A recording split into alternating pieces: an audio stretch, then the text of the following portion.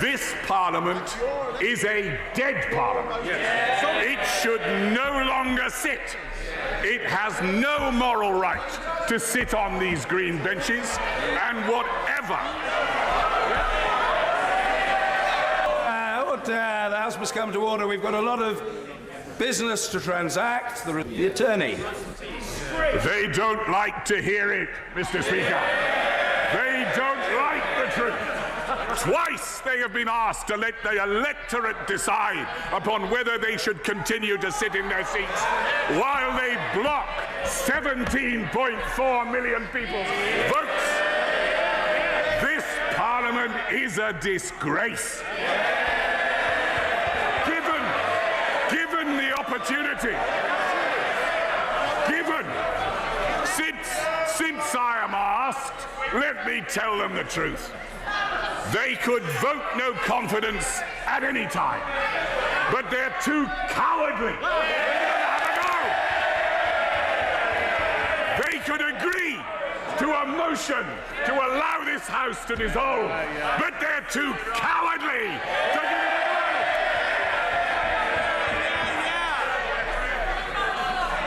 This Parliament should have the courage to face the electorate.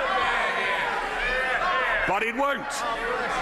It won't, because so many of them are really all about preventing us leaving the European Union at all. But the time is coming.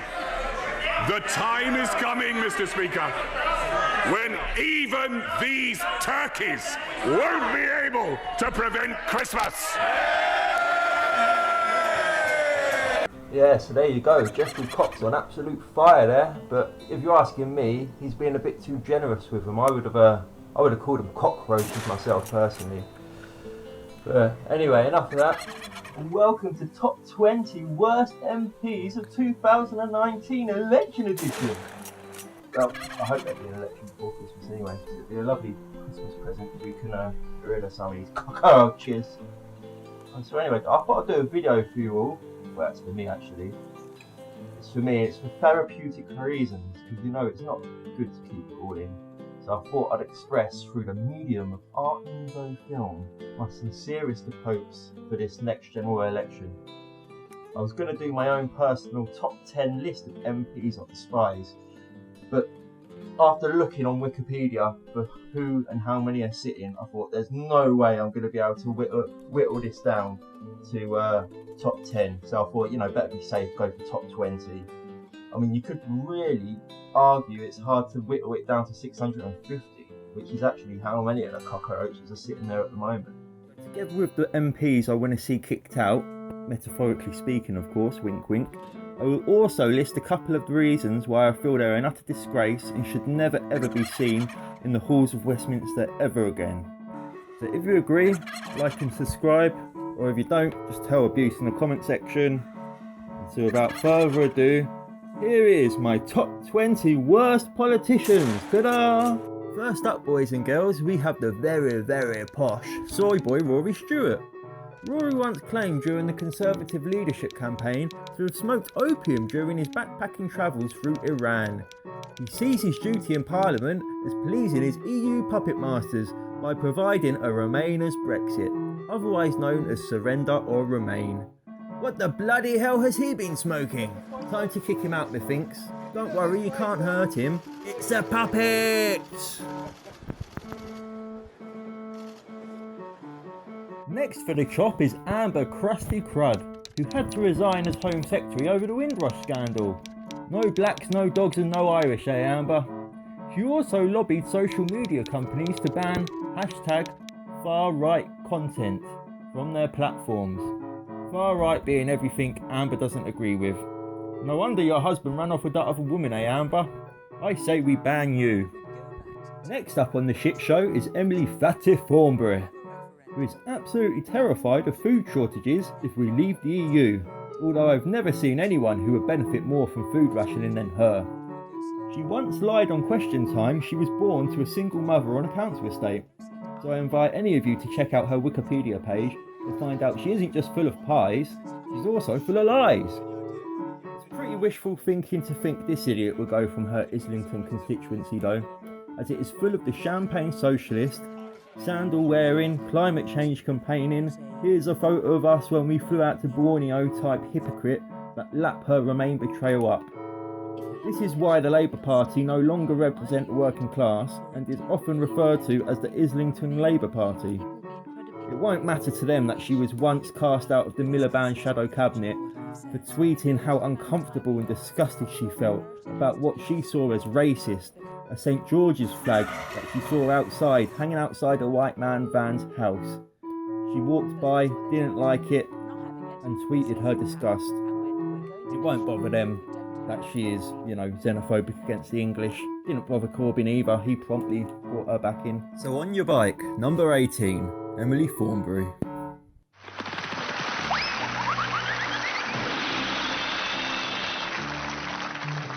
I started a joke which started the whole world crying, but I didn't see that the joke was on me.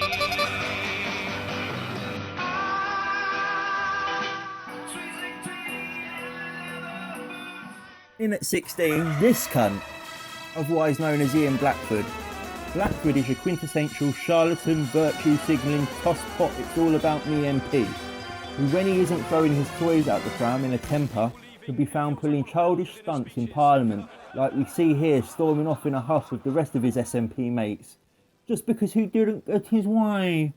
Now I detested this man to start with, and then when I was doing my research for this programme, I found out this little doobie. The guy is a fucking ex-investment banker.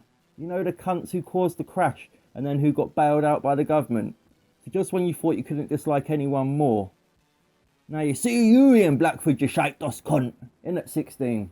In at 15 is Tears for Fears Carolyn Lucas, who once claimed air pollution is systematic racism. Environmental effects affect the poorest people most. In other words, air pollution, negative environmental problems are more likely to be affecting people of colour, black people, more. So her theory goes that because most of the nation's ethnic minorities live in London, and London being our capital city, and by default the most polluted place in England, this effectively meant air pollution was racist. Yes, air pollution was a purposeful, systematic attempt by the state to ruin the health of our more colourful friends. Never mind that they moved there by the truckload, out of their own free will. Now with logic like this in life, I wonder if Carolyn Lucas would strongly consider reducing the methane emissions from her verbal diarrhea. But don't count on this Brexit blocker getting the kick from Parliament though. Her Brighton constituency is full of the groupthink, dreadlock wearing hipster twats who will lecture you about your effect on the environment, while flying all over the world attending raves and festivals and whatnot. So they lap her kind of hypocrisy up. Looks like we might have to suffer more of her virtue signalling cringe for some time yet.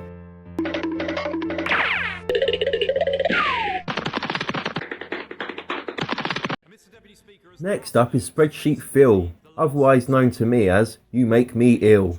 Yes, Philip Hammond was an integral part of the Theresa May lying government of complete capitulation to the EU. You know, the one that gained power on the manifesto of no deal is better than a bad deal, upon which Philip here was elected and who he himself had also voted for the Article 50 bill to leave the EU.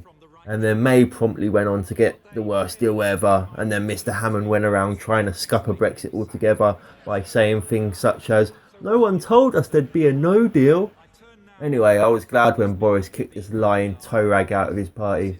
And now he sits as an independent MP, constantly voting against the government and probably is against another election. When doing research for this film, I also found Philip here is worth in the region of £9 million and also accepts presents off of dodgy regimes for political favours. In October 2015, Justice Secretary Michael Gove cancelled a £5.9 million contract to provide services for prisons in Saudi Arabia, saying the British government should not be assisting a regime that uses beheadings, stoning, crucifixions and lashings as form of punishment. Foreign Secretary Hammond accused Gove of naivety.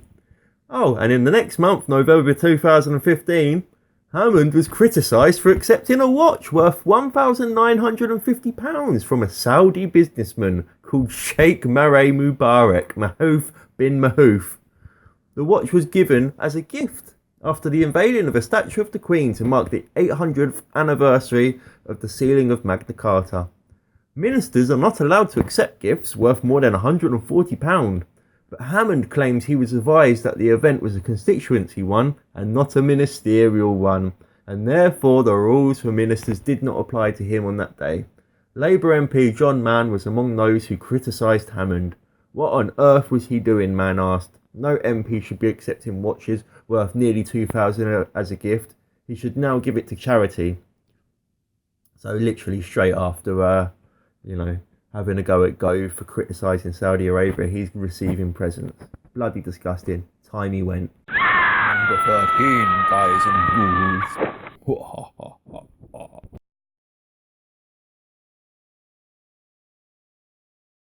At 13, I've chosen Layla Moran. She is your classic airhead, privileged middle class entitled ditzy bitch, who because she has had it all her own life, she literally thinks she has the right with her party to just cancel Brexit straight up nowadays. Yep, Liberal Democrats, they're not even going for a second referendum now. They've just straight up gone bollocks with Brexit and think that they're going to cancel it.